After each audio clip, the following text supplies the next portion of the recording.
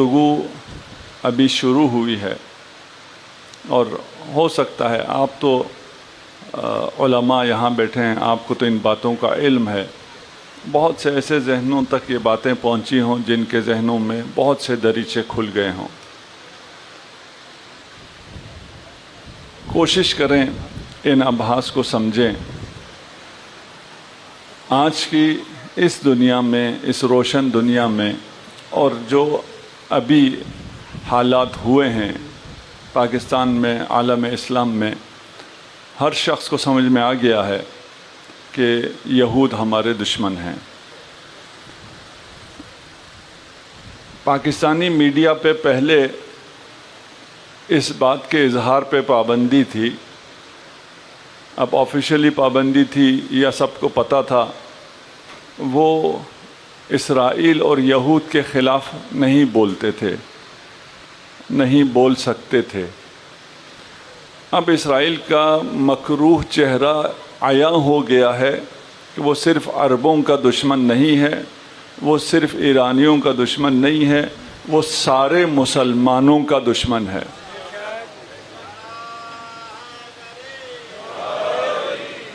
اس دشمنی کو ہم مزید سامنے پیش کر رہے ہیں، شاید پہلے سے لوگوں کو پتہ ہو، اب اذہان شاید آمادہ ہوں۔ ہم نے کہا کہ وہ 40 بچے تھے جنہیں یہود نے پلانٹ کیا اور وہ مدینہ میں بڑے گھروں میں پہنچے۔ ان میں سے کچھ کے نام ہم آپ کو بتا چکے ہیں، ایک نام انہی میں سے حسن بصری کا ہے، یہ نام آپ نے بہت سنا ہے۔ حسن بصری کا والد بھی انہی بچوں میں سے ایک ہے، جو کہ تصوف کے ائمہ میں شمار ہوتا ہے۔ تو جو تصوف معصومین کو چھوڑ کے بنے گا اس کا یہی حال ہوگا۔ ابن سیرین بہت بڑا نام ہے، احلام میں، خوابوں کی تعبیر میں فقیہ ہے، مفسر ہے، وہ بھی انہی 40 میں سے ہے۔ موسیٰ بن نصیر کمانڈر ہے، فتوحات جو آپ نے سنی ہوئی ہیں ان پہ اگر کبھی گفتگو کا موقع ملا، ابھی حالات ایسے سازگار نہیں ہیں ان فتوحات پر بات کریں، لیکن سینے میں ہیں وہ فتوحات کے بارے میں بہت کچھ ہے۔ ان میں سے ایک ہے جو کہ ان فتوحات میں لیڈ کر رہا تھا، اور کعب احبار جس کا ہم نے کل نام لیا تھا وہ بھی ان فتوحات میں آگے تھا۔ اور جو قدس فتح ہوا تھا، اس وقت فلسطین فتح ہوا تھا، اس فتح میں بھی جو مین آرکیٹیکٹ تھا وہ کعب احبار یہودی تھا۔ اس کے نتیجے میں کیا ہوا وہ پھر تفصیل ہے، پھر کبھی بتائیں گے، لیکن یہود کو فلسطین میں لانے والا کعب احبار ہے۔ جب فلسطین فتح ہوا تھا تو یہودی نہیں تھے، وہاں عیسائی تھے۔ عیسائیوں سے جو ٹریٹی ہوئی تھی، اس وقت معاہدہ ہوا تھا، جو معاہدہ لکھا گیا وہ بھی کعب احبار نے لکھا تھا۔ اس معاہدے کی بنیادی شرط یہ تھی عیسائیوں کی طرف سے کہ یہودیوں کو یہاں نہیں لا کے بسایا جائے گا، لیکن اس کے بعد بسایا گیا۔ ابن اسحاق ہم نے پہلے بتایا تھا، وہ بھی جو سیرہ آپ کے پاس پہنچا ہوا ہے وہ سیرہ ابن اسحاق سے پہنچا ہے۔ سیرت کی جو بھی آپ کے پاس چیزیں پہنچی ہیں اس کا معظم حصہ ابن اسحاق سے پہنچا ہے۔ ابن اسحاق بھی اسی جو سبایا یہ عین التمر ہے اسی کا یہ نواسہ ہے۔ صلوات پڑھ دیجئے محمد و آل محمد۔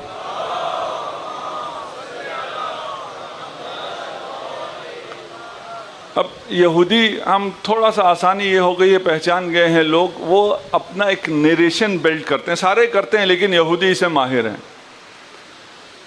جو آپ کی روایت ہے، روایت نیریشن کے معنی میں، اس نیریشن کے مقابلے میں وہ اپنی ایک نیریشن بلڈ کرتے ہیں تاکہ اس نیریشن کو جو اصلی نیریشن ہے اسے کمزور کیا جا سکے۔ ابھی کیا ہوا 7 اکتوبر سے کیا ہوا؟ حماس ایک ٹیررسٹ گروپ ہے جس نے حملہ کر کے بہت سے بچوں کو قتل کیا، بہت سے خواتین کو قتل کیا اور بے گناہ لوگوں کو یرغمال بنا لیا۔ اس ٹیررسٹ گروپ کو ختم کرنا تو بہت ضروری ہے۔ یہ یہودیوں کا، اسرائیل کا نیریٹو ہے۔ اس نیریٹو پہ چل کے ابھی دیکھیں انہوں نے اس روشن دنیا میں بدترین مظالم کیے اور ابھی تک کر رہے ہیں۔ اگر ان کے نیریٹو پہ جائیں وہ کہتے ہیں جی یہ ہوا تھا. اسلام میں انہوں نے جو کچھ کیا اس کو چھپانے کے لیے انہوں نے ایک اور نیریٹو بنایا. یہ نیریٹو یہ بنایا جو اصلی اسلام ہے اسے یہودی نے بنایا ہے. ساتھ ہے میرے آپ لوگ؟ جو اصلی اسلام ہے اس کے بارے میں مشہور کر دیا یہ یہودی نے بنایا ہے. اس یہودی عبداللہ ابن سبا نے آ کے امامت کا نظریہ پیش کیا ہے.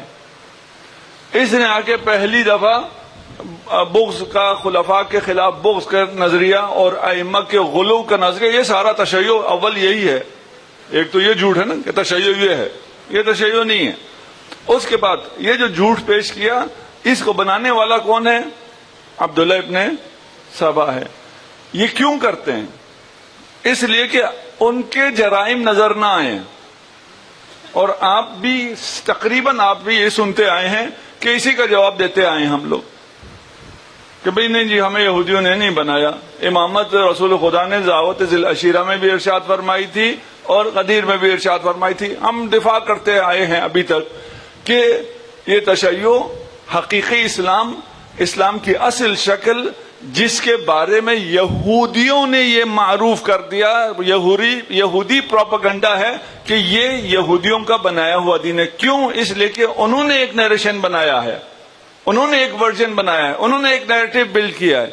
اس کی طرف کسی کی نگاہ نہ جائے. صلوات پڑھ دیجیے محمد و آل محمد.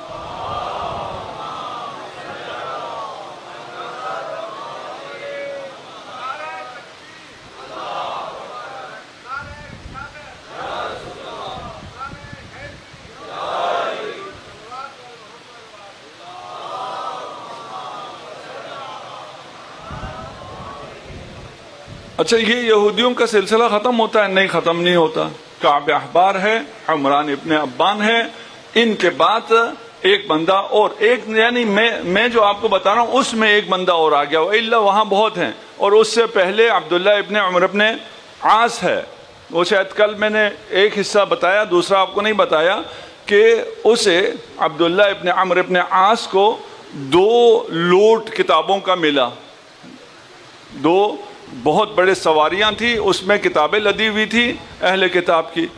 اس کتابوں کو اس نے حاصل کیا، اس کو پڑھا، اور اس کو پڑھنے کے بعد یہ اب مفسر قرآن ہو گیا. تفسیر قرآن بے آیات کتاب الہی، یعنی جو کتابیں مقدس ہے، گزشتہ کتابیں ہیں، ان سے یہ تفسیر بیان کیا کرتے تھے. اس کے علاوہ وہب بن منبہ، یہ ایک اور شخص آیا اس تاریخ میں. ابھی میں آپ کو بتا نہیں رہا کہ کب ہے. رسول خدا کی رحلت کے تقریباً 20 سال بعد یہ وارد ہوتا ہے اس انڈسٹری میں جو یہودیوں نے بنائی ہوئی ہے.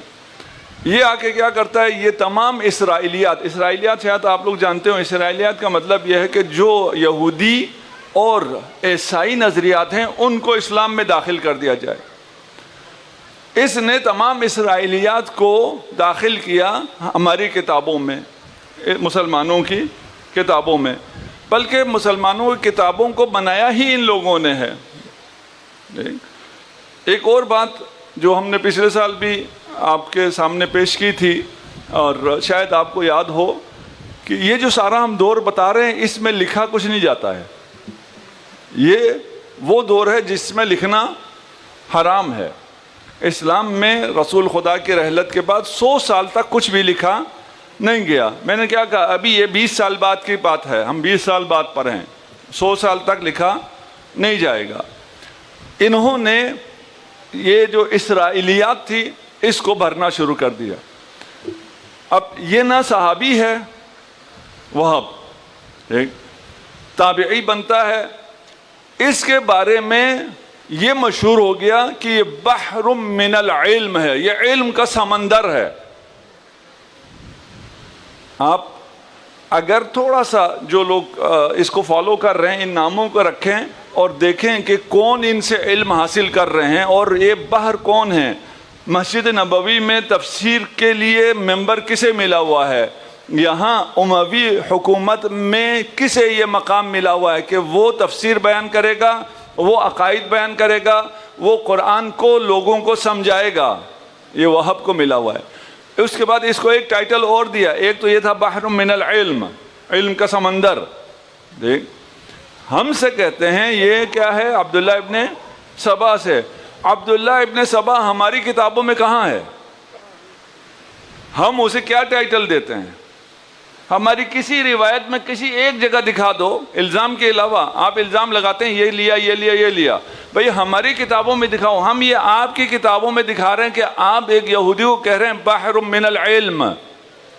یہ آپ کی کتابوں میں ہے کہ یہ علم کا سمندر ہے. اس پہ بس نہیں کیا، اس کے بعد یہ حدیث بگڑ دی کہ رسول خدا نے بشارت دی تھی کہ آنے والے زمانے میں وہاب آئے گا اور وہ علم کے دریا بہا دے گا. اور بھی لوگ ہیں. وقت ختم ہو گیا اس لیے آپ لوگ تحقیق کریں، لوگ نکل آئیں گے.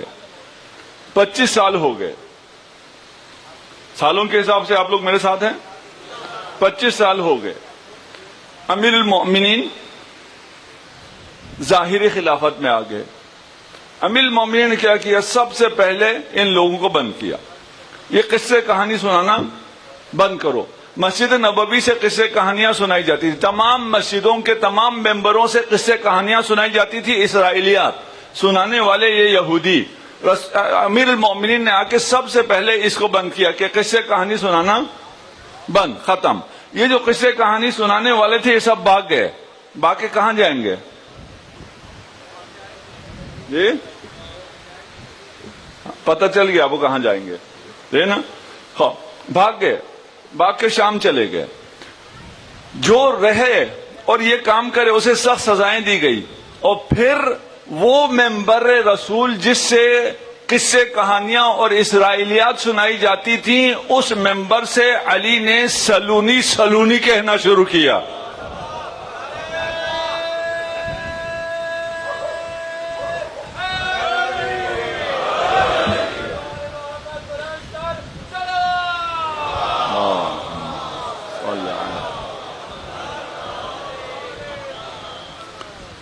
یہ ایک دور ہے. البتہ یہ جو امیر مومنین کا دور ہے اس کو ہم اس دور میں سے تسلسل سے بیان نہیں کرتے. ہم جب اس پہ گفتگو کرتے ہیں تو لوگوں کو تھوڑا سا کنفیوژن ہو جاتی ہے کہ بھئی آپ کہتے ہیں 100 سال کچھ بھی نہیں لکھا گیا، تو امیر المومنین نے جو لکھا، ہم اس سٹریم کی بات نہیں کر رہے. ہم مین سٹریم کی بات نہیں کر رہے کیونکہ ہم مین سٹریم ہیں. ہم مین سٹریم کی بات نہیں کر رہے، ہم دوسرے سٹریم کی بات کر رہے ہیں جس کو یہ لوگ چلا رہے ہیں. جس کو یہ یہود، یہ کعب الاحبار، یہ حمران، یہ وہب بن منبہ، یہ جن کو چلا رہے ہیں ہم ان کی بات کر رہے ہیں. یہاں لکھنا وغیرہ ممنوع تھا.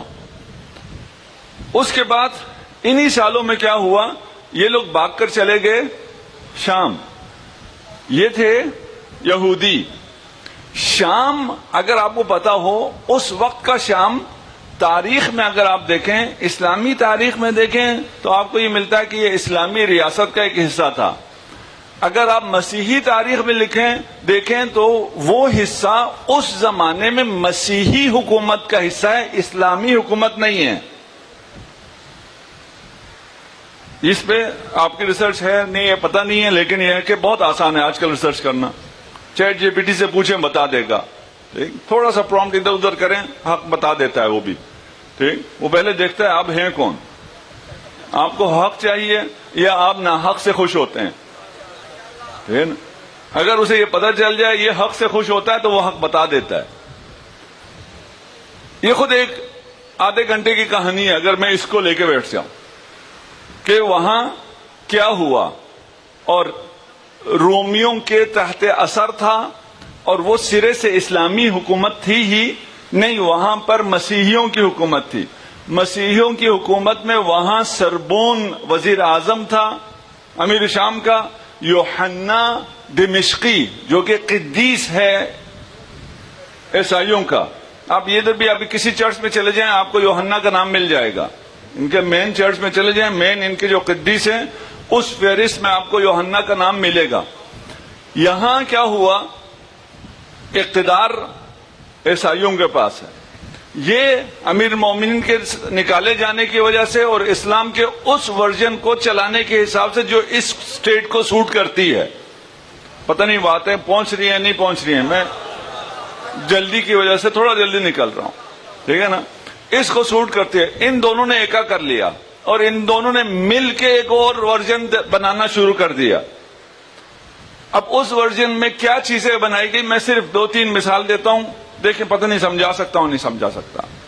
یوحنا نے، اچھا آپ کو یہ تو پتا ہے جو سیاسی لوگ ہوتے ہیں وہ تو پروٹوکول انجوائے کر رہے ہوتے ہیں، اصل حکومت تو اسٹیبلشمنٹ کی ہوتی ہے، وہ فیصلے کر رہے ہوتے ہیں.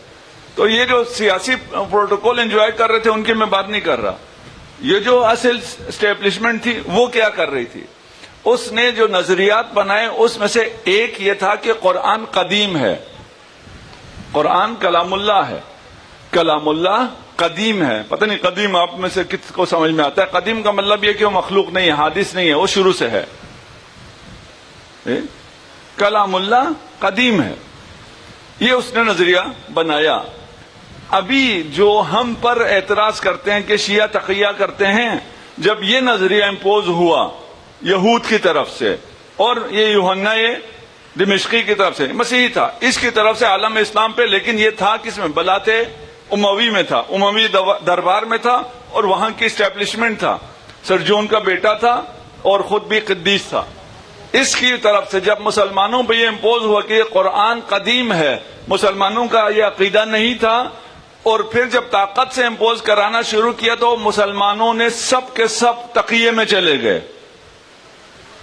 آپ ذرا یہ تو آسان ڈالیے، ذرا گوگل میں ڈالیں، چیٹ جی پی ٹی میں ڈالیں کہ بھئی یہ جو مسئلہ ہوا تھا کب ہوا، اور اس وقت جو مسلمان اسے نہیں مانتے تھے، یعنی مسلمانوں کا اپنا عقیدہ، وہ ان کا کیا ہوا، وہ کتنے تقیے میں گئے اور ان پہ کیا کیا ظلم ہوئے. یہ بھی ہمارا موضوع نہیں ہے، آگے چلیے. اس کا مطلب کیا ہے، یہ ضرورت سمجھنے کی چیز ہے. دیکھیں اسرائیل ابھی جیسے میں نے پہلے کہا وہ غزہ کو زیادہ ہائی لائٹ کرتا ہے. اس کا کیا، اس کا مطلب ہوتا ہے، ہم بھی شروع ہو جاتے ہیں غزہ کی مظلومیت. اس کا مطلب کیا ہوتا ہے، ویسٹ بینک کو بھی بھول جاؤ، فلسطین کو بھی بھول جاؤ. اور آپ لوگ بھی یہ باتیں کرتے ہیں کہ 2 اسٹیٹ سولوشن جو ہے، 2 اسٹیٹ سولوشن، 2 اسٹیٹ میں سے کیا ہو جائے گا، غزہ کو کہیں گے یہ ایک اسٹیٹ ہے، فلسطین گیا. ہم نے جو کچھ بولا ہے، ہماری جو زبانوں پہ لائے ہیں اس سے وہ اپنا کام نکال لیتے ہیں. قرآن کیا ہے، کلمت اللہ. عیسیٰ کیا ہے، کلمت اللہ. کلمت اللہ کون ہے، قدیم. بات سمجھ میں آ رہی ہے؟ قدیم ہونے کا مطلب کیا ہے، پیدا نہیں ہوا ہے، خلق نہیں ہوا ہے. تو عیسیٰ بھی ہو گیا خدا. لیکن نظریہ کیا تھا، قرآن کے بارے میں ایک نظریہ تھا. اس نظریے سے ثابت کیا ہو رہا ہے، عیسیٰ کی خدائیت. اور اس پہ مسلمانوں کو لگا دیا. جبر کا نظریہ بھی اسی دور میں انہوں نے بیٹھ کے بنایا ہے. پر جبر پتہ نہیں آپ لوگوں کو پتا ہے نہیں، انسان مجبور ہے. انسان جو ہے، یہی اسلام آباد یونیورسٹی کی بات ہے، اسلامک یونیورسٹی کافی پہلے کی بات ہے. والد صاحب نے اپنی تفسیر میں بھی اس کو لکھا ہے کہ وہاں کے ایک پروفیسر تھے، انہوں نے آ کے والد صاحب سے پوچھا بھئی آپ تحریف قرآن قائل ہیں؟ یہ تو سب تحریف کے قائل ہیں. اس پروفیسر کی بیوی بھی شیعہ تھی. اپنی بیوی سے جا کے پوچھا، اس نے کہا نہیں بھئی ہمارا تو یہ قرآن ہے. واپس جا کے اس نے اپنے دوستوں سے کہا کہ نہیں بھئی شیعہ تو تحریف کے قائل نہیں ہیں. کہا نہیں شیعہ تحریف کے قائل ہیں، لیکن یہ اپنے عوام کو بتاتے نہیں، چھپاتے ہیں. جیسے ہم جبر کے قائل ہیں اور اپنے عوام کو بتاتے نہیں ہیں، چھپاتے ہیں. ایک حصہ جھوٹ ہے، کیا ہے کہ ہم تحریف کے قائل ہیں. نہیں بھئی ہم تحریف کے قائل نہیں ہیں. میں نے تحریف پہ گفتگو کرنی تھی. میری اپنی گفتگو میں جو میں نے تیار کیا تھا، جس کی باری نہیں آئی، اس میں تشیع کے دفاع کے لیے ان چیزوں کو میں نے پیش کرنا تھا.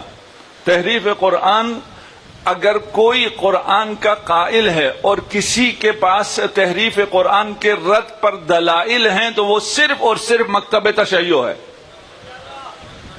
اور کوئی ہے ہی نہیں. یہ ویڈیو بھی موجود ہے، مولانا اسحاق جو فیصل آباد والے تھے، جو والد صاحب کی تفسیر آئی اس کے مقدمے کے بعد ان کی ویڈیو ہے کہ آج تک عالم اسلام پریشان تھا، اس پہ جو الزام لگتے تھے تحریف کے وہ جواب دینے کا قائل نہیں تھا. آج اس کتاب کے بعد عالم اسلام سر بلند ہوا ہے، اس کے پاس تحریف پر آنے والے سارے الزامات کے جواب آ گئے ہیں.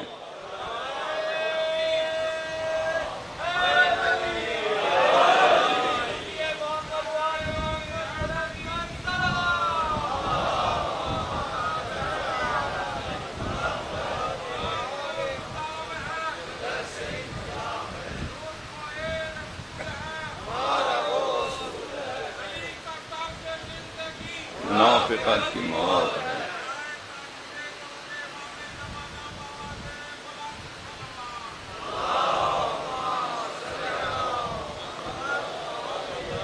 آپ تھک کے بھی آئے ہیں، آپ جلوس سے بھی آئے ہیں، آپ نے رات بھی شب بیداری کرنی ہے، صبح بھی آپ نے عزاداری کرنی ہے.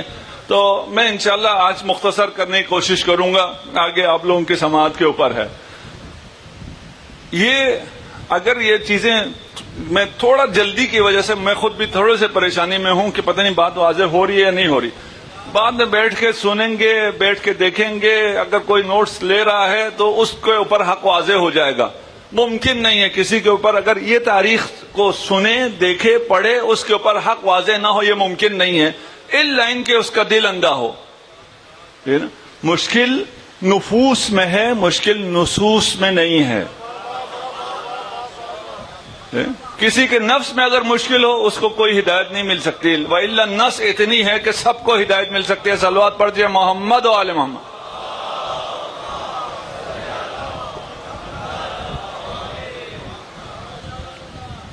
ایک نظریہ اور ہے.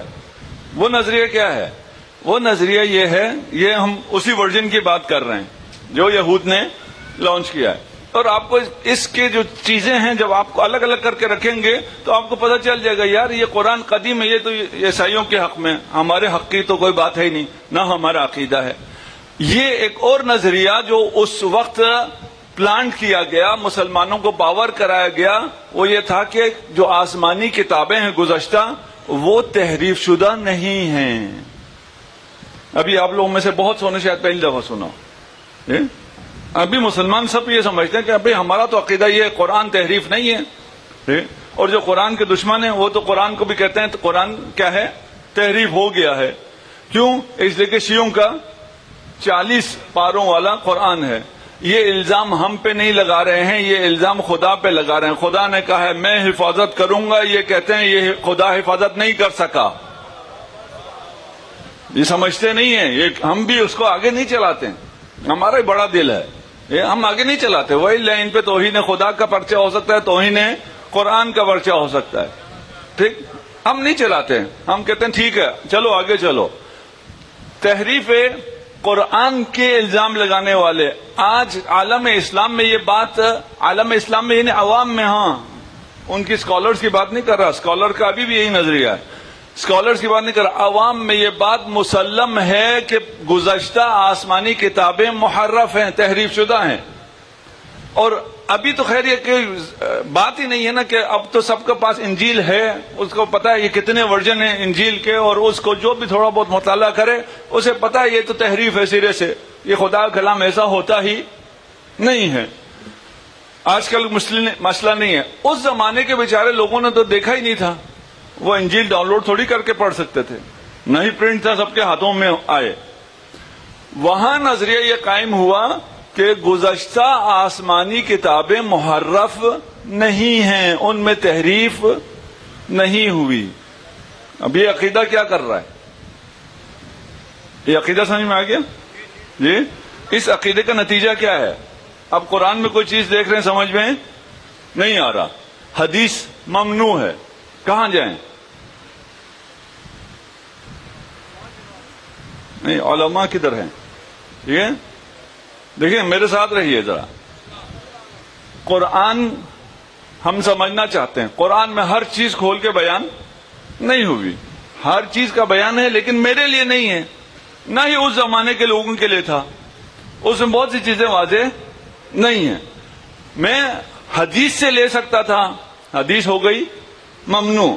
اب میں کہاں جاؤں گا؟ میرے پاس راستہ کیا ہے؟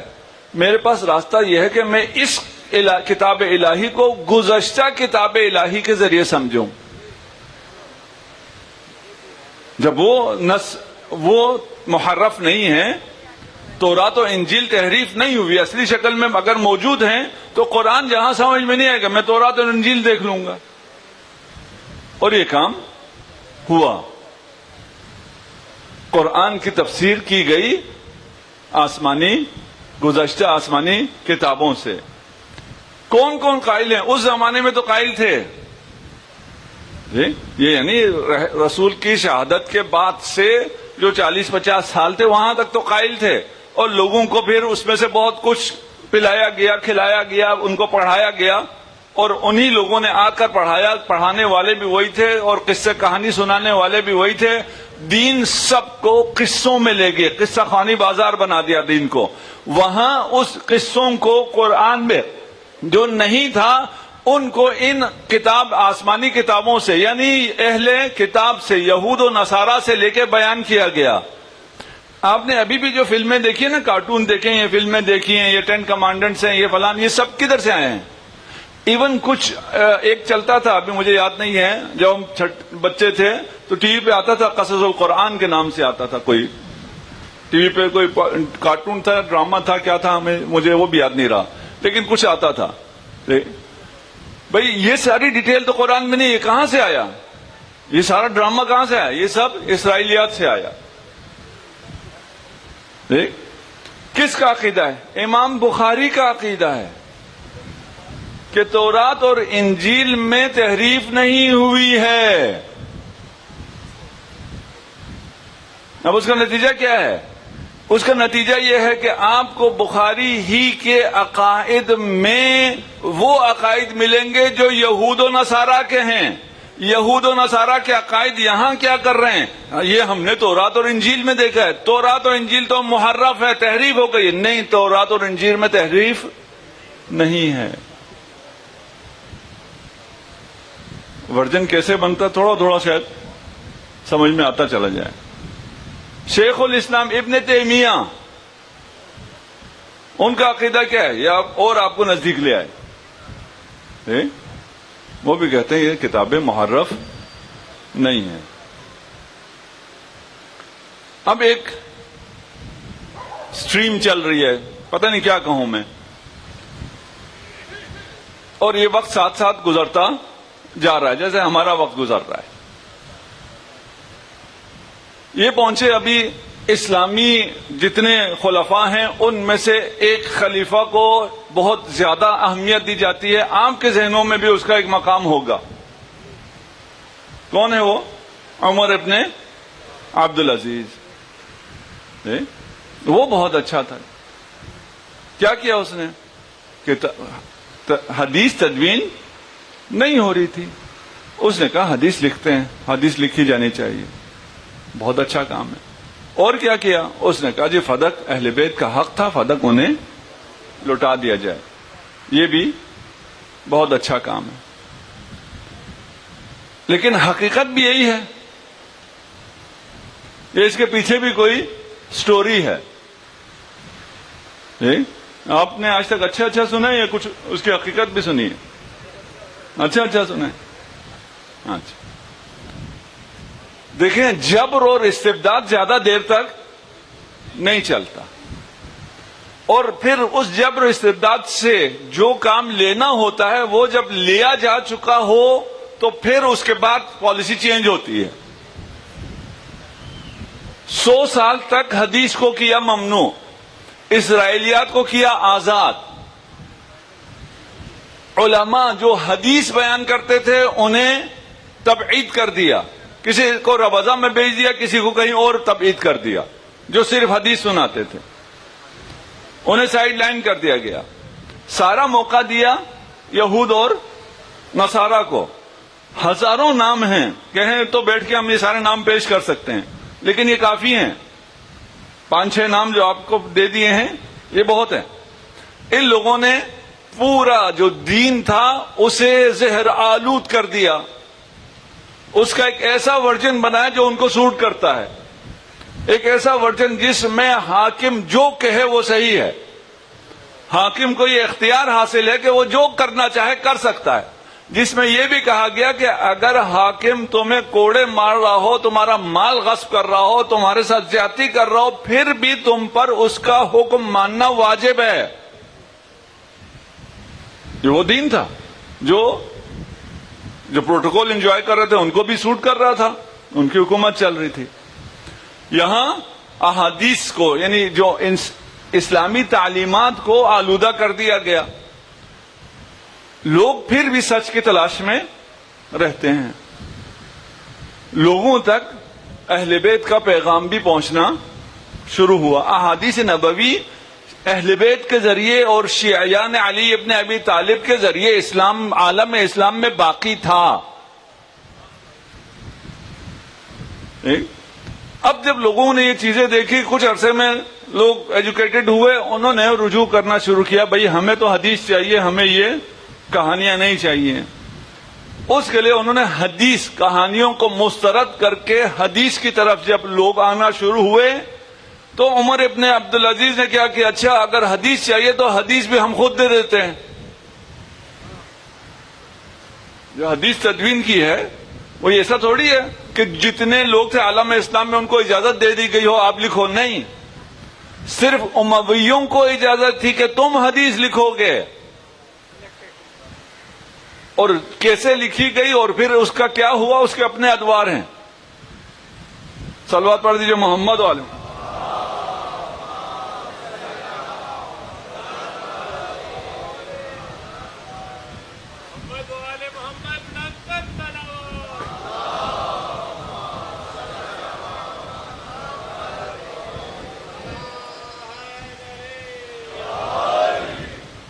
اب اس کا مقصد کیا تھا؟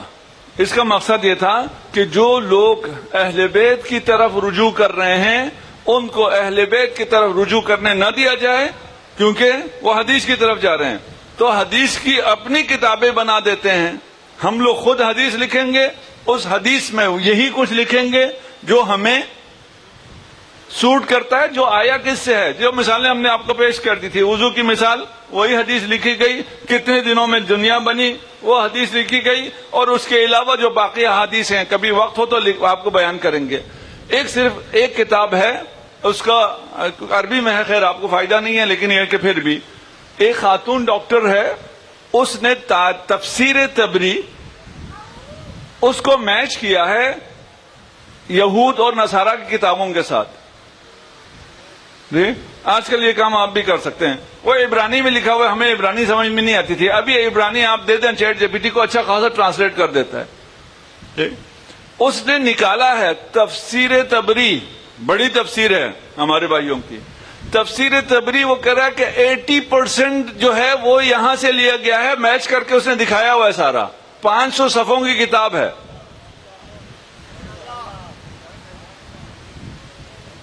یہ سمجھ میں آ جانی چاہیے یہ باتیں. اب سمجھنے کا وقت آ گیا ہے.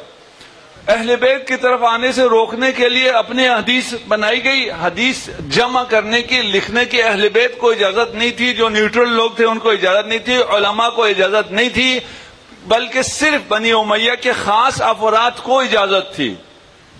انہوں نے یہ حدیث لکھی. ابو منصور دوانقی نے کیا کیا؟ ابو منصور دوانقی نے موطا لکھوائی. یہ بھی اچھی کتاب منہ میں سے ایک کتاب ہے. امام مالک کو کہا یہ اسٹیٹ کا فقیہ ہے، صرف یہ فتویٰ دے گا اور کوئی فتویٰ نہیں دے گا.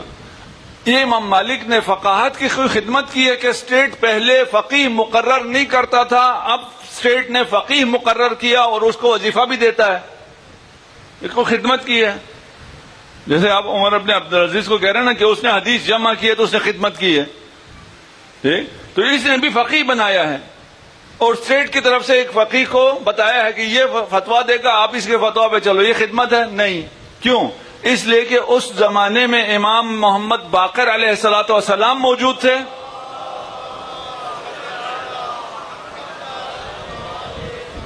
بہتر صلوات عنایت کیجیے.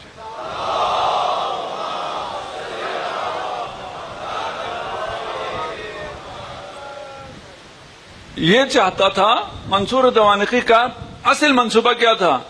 لوگ ائمہ اہل بیت کی طرف رجوع نہ کریں، بجائے اس کے کہ ائمہ اہل بیت سے فتویٰ لیں، ان سے فقہ لیں، وہ چلے گئے کس کے پاس؟ امام مالک کے پاس، اور امام بن گئے۔ ہمارا سوال ہے مسلمانوں سے، رسول خدا نے فرمایا ہے انی تارکم فیکم الثقلین کتاب اللہ و عطرتی، میرے بعد تم نے اللہ کی کتاب اور عطرت سے دین لینا ہے۔ تو تم نے اللہ کی کتاب اور عطرت کو چھوڑ کر باقی لوگوں سے دین لینے کا سلسلہ کیوں شروع کر دیا؟ باقی فقہ پہ عمل کرنے سے تو اچھا انسان کھلا ڈلا رہے، کچھ بھی عمل نہ کرے۔ بھائی ان پابندیوں پر عمل کر کے بھی کہیں نہیں پہنچنا، تو اس سے تو اچھا کم از کم دنیاوی زندگی میں تو عیش کر لینا، نہ کوئی حلال نہ کوئی حرام۔ اس لیے کہ یہ جو فقہ ہے اس کا حکم نہیں ہے، اور فقہ جعفری اگر آپ کہتے نہیں ہے تو حکم تو اسی کا ہے۔ یہ نہیں ہو سکتا رسول خدا کسی ایسی چیز کا حکم دیں جو نہ ہو۔ رسول نے حکم دیا، یہ سب مانتے نا، رسول کے اس حکم کو اگر میں ٹرانسلیٹ کروں تو مطلب یہ ہے کہ میرے بعد فقہ جعفری پہ رہنا۔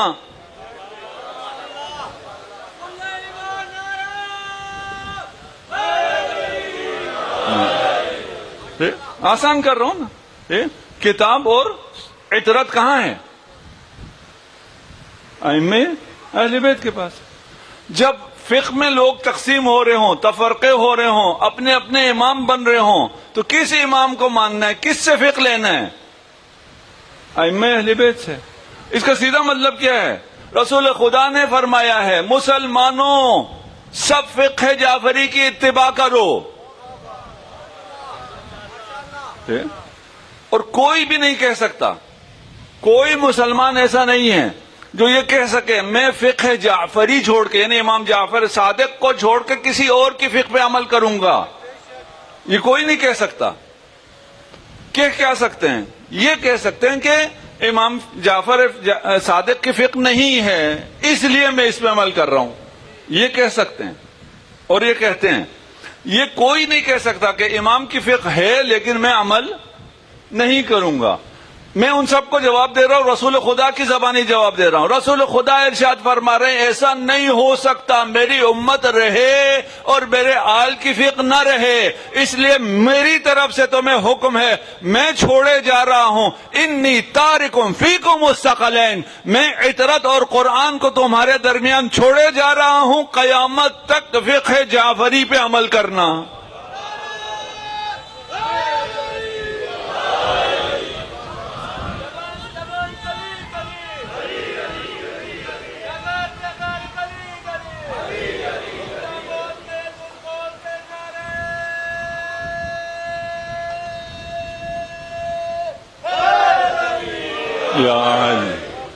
تو یہ کوئی تفرقے کی باتیں ہم نہیں کر رہے، کوئی فرقے کی باتیں ہم نہیں کر رہے، ہم اصل اسلام کی طرف آپ کو دعوت دے رہے ہیں۔ سمجھ میں آتی ہے تو آ جائیں، الحمدللہ۔ سمجھ میں نہیں آتی اتنا تو سمجھ لو یہ بھی مسلمان ہیں۔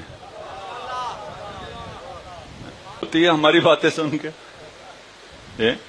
بھائی اگر آپ کو یہ پتا چل جائے کہ حق ادھر ہے تو یہ نہ دیکھیے کہ میرے حق میں کیا ہے، حق کے ساتھ ہونا یا حق کے خلاف ہونا۔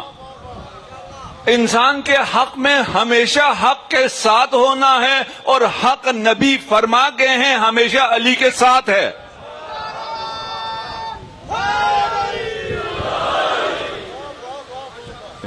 آپ کے لیے مسائل حل ہیں، امت اسلام متحد ہو، اور اتحاد کا واحد ذریعہ ثقلین ہے، کتاب اللہ و عطرتی۔ لیکن اب اپنوں سے کہوں، ایسا نہیں ہو سکتا کہ ہم عطرت کو لے لیں قرآن کو نہ لیں، یہ نہیں ہو سکتا۔ ہمیں قرآن کو بھی لینا ہے اور عطرت کو بھی لینا ہے۔ قرآن و عطرت کو لینے کا مطلب یہ ہے کہ پھر میری اپنی مرضی نہیں چلے گی. بھئی میں عبد محض ہوں، میں نے وہی کچھ کرنا ہے جو خدا کے ہے. خدا نے کہا اپنا اختیار محمد و آل محمد کے ہاتھ دے دو. اب میری اپنی کوئی مرضی نہیں چلے گی. بس میں نے زندگی فقہ آل کے مطابق گزارنی ہے.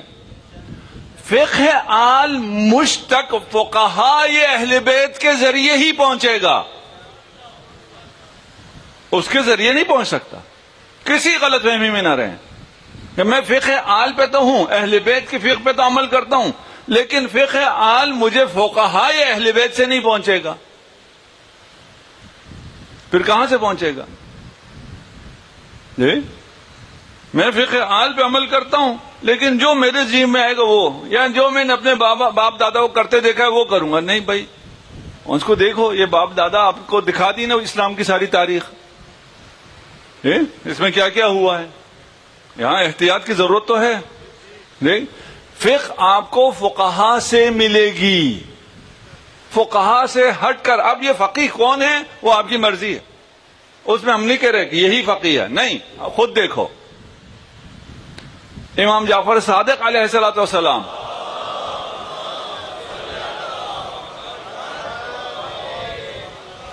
مذمت فرما رہے تھے یہود کی کہ یہ اپنے علماء کی تقلید کرتے ہیں، اس لیے یہ لوگ بدبخت ہیں، مر گئے، لٹ گئے. تو کسی نے آگے کہا تو آپ بھی تو یہی کہتے ہیں اپنے عوام سے کہ اب آپ کے فقہا کی تقلید کرو. کہا فقہاء یہود اور فقہاء اہل بیت میں فرق یہ ہے کہ وہ اپنی دنیا کے لیے فتویٰ دیتے ہیں، یہ اپنے آخرت کے لیے فتویٰ دیتے ہیں.